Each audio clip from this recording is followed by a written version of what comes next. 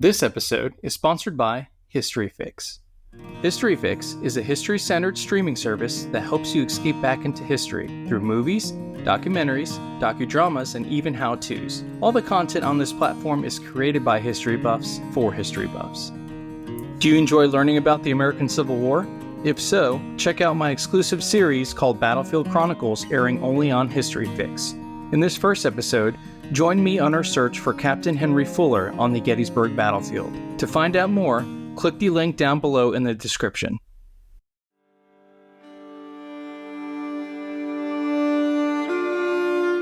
In September of 1863, the once quiet forests of northwest Georgia would be engulfed in chaos and destruction. For 3 days, Union and Confederate forces fought ferociously. On September 20th of 1863, the Confederate forces under the command of General Braxton Bragg finally gained the upper hand and drove the Union forces under the command of General William Rosecrans from the field. Rosecrans and the Army of the Cumberland fell back to the high ground and vital rail hub of Chattanooga, Tennessee. Bragg chose to pursue these Union forces entrenched around the city and besiege them, hoping to starve them into submission. In October, General Ulysses S. Grant was given command of all Union forces in the West and promptly replaces Rosecrans with Major General George Thomas. Grant orders Thomas to hold Chattanooga, to which Thomas responds, "We will hold the town till we starve." But for how long could they truly hold? The Union Army was tired, hungry, and morale was low. A bold plan was devised to open up a supply line for the besieged Union troops. Will this plan succeed? Let's find out.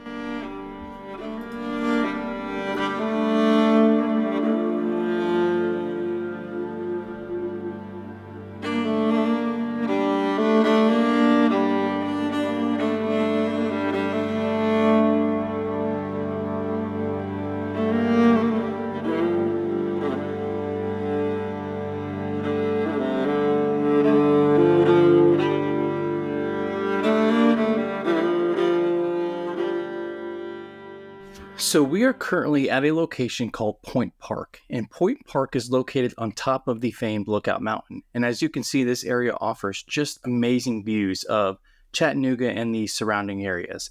But before we can explore Point Park and touch on the fighting in this area, we have to go over the events that took place in an area called Brown's Ferry. So Grant would arrive in Chattanooga on the night of October 23rd of 1863. Now, Grant wanted to break out of Chattanooga, but in order to do this, he had to secure a supply line first. General Thomas's chief engineer, Major General William F. Baldy Smith, pitched a daring idea to Grant just after arriving in Chattanooga. Smith had been secretly hatching a plan to bridge the Tennessee River and open a route of supply called the Cracker Line, a reference to the notoriously hard crackers called hardtack. Now, this plan would utilize flat-bottom boats to transport men down the Tennessee River just under the muzzles of the Confederate cannon on top of Lookout Mountain. Now, once they passed these guns, they would land on the left bank of the river and establish a bridgehead. These advanced elements would then link up with troops from the 11th and 12th Corps under the command of Major General Joseph Hooker.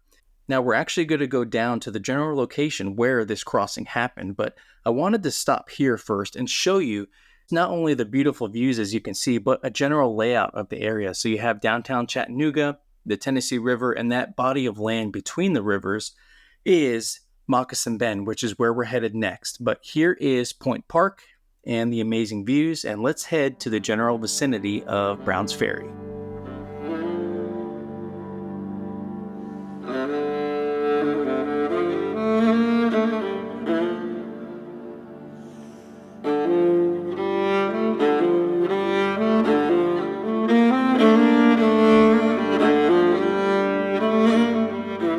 The daily ration issued to the men was reduced to such a degree that we hung on the edge of hunger for a number of weeks, and sometimes dropped over the edge. Private Alexander R. Thane, 96th Illinois Regiment.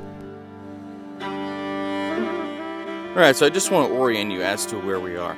We are obviously at Brown's Ferry, and we're going to be walking the footsteps of the Union troops here as they make their way across the Tennessee River to open up the dubbed Cracker Line.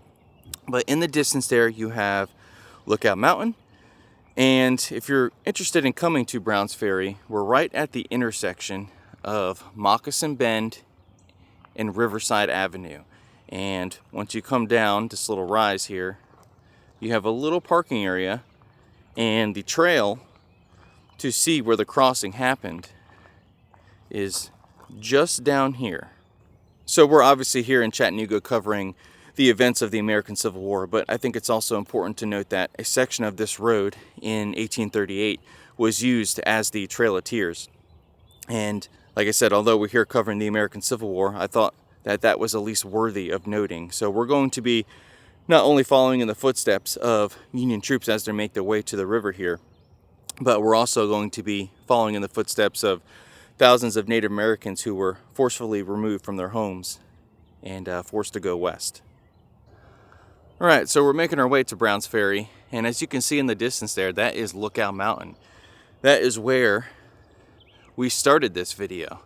So you saw the overview of the area of how the Tennessee River winds around Moccasin Bend or Moccasin Point, whichever one you want to call it. And now we are making our way to Browns Ferry, which is in this general direction. But as you can see, Lookout Mountain towers over everything here in Chattanooga. Now, if you're worrying about making the hike out to Browns Ferry, fear not, the terrain is relatively flat. The trails are well defined and marked, as you can see here. And I would say maybe round trip you're looking at maybe a mile, maybe a little under.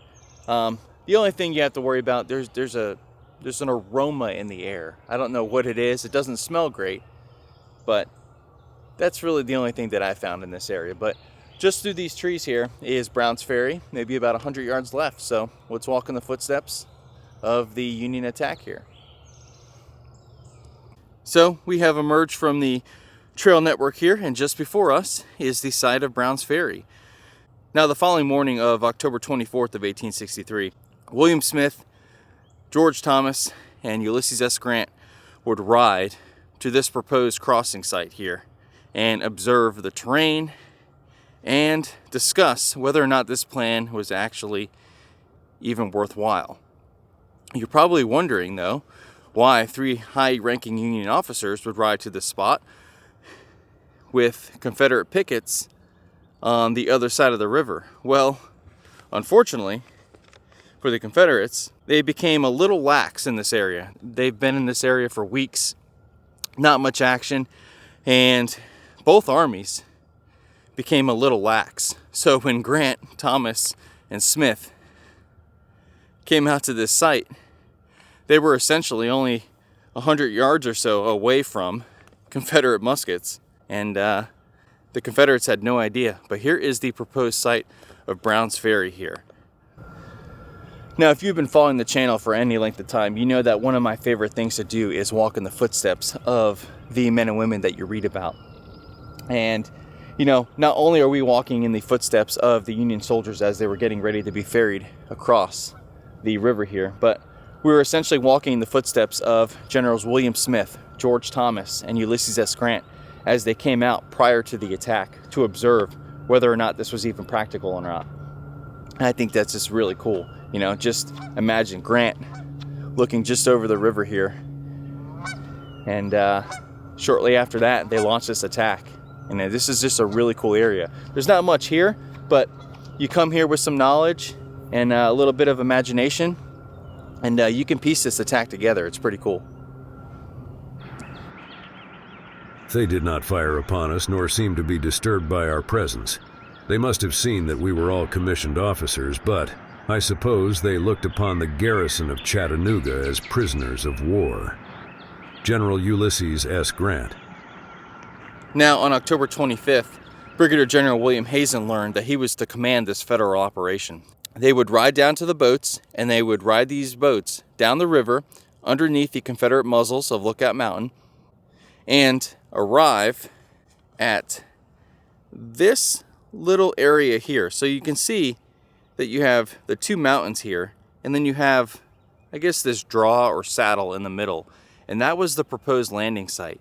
Now, they wouldn't make this landing unsupported here. In this general area, you had Union brigades waiting for Hazen's men to secure a beachhead, and then men here on this side of the bank would be ferried over into that side of the bank there.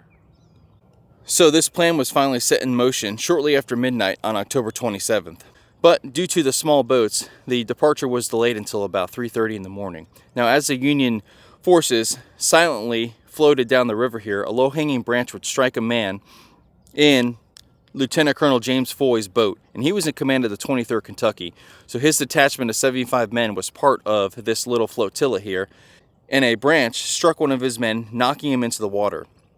Now that soldier was quickly scooped up and placed in the next boat, but you can imagine how scared you would have been making noise with the Confederate pickets on the other side here. Now when the Union boats were within about 100 yards of the landing site, the Confederate pickets spotted the Union boats and began firing on them. Naturally, the men in the boats returned fire, but they were quickly told to cease fire and resume silence.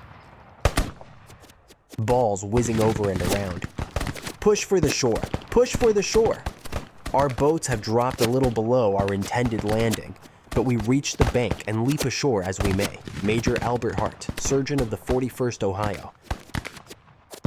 Now, once the Union began landing on the opposite shore here, they quickly drove off the Confederate pickets and established the beachhead. But the fight for Brown's Ferry was not over. Shortly behind the line here, the 15th Alabama, yes, the same 15th Alabama that fought at Little Round Top, William Oates and the 15th Alabama were alerted to the Union crossing here, and he quickly formed his regiment and marched toward the sound of the Union crossing here. Now, as soon as the Union crossed and established a bridgehead here, they began establishing breastworks and anything they could to make sure that this line would stay open. So you had the men make this little draw here. They would push inland and begin establishing breastworks and fortifications to hold their gains. Now, as William Oates and the 15th Alabama approached the Union works here, the men of the 23rd Kentucky stopped their work and manned their breastworks and began firing on Oates' men. Now, at this point in the battle, the Confederates on the other side of the river here outnumbered the Union, so Oates was able to start pushing back the Union forces here. Now, despite almost reaching the river, Oates was caught in a deadly crossfire before the 41st Ohio was able to charge and push back the CSA troops. Now, the following day, Lieutenant General James Longstreet would launch an attack attempting to sever this newly formed cracker line, and the Battle of Wauhatchie would unfold just back here near Lookout Mountain. But by then, it was already too late. This beachhead was established, and the supplies were flowing into Chattanooga, and Grant's plan of breaking out of Chattanooga was one step closer.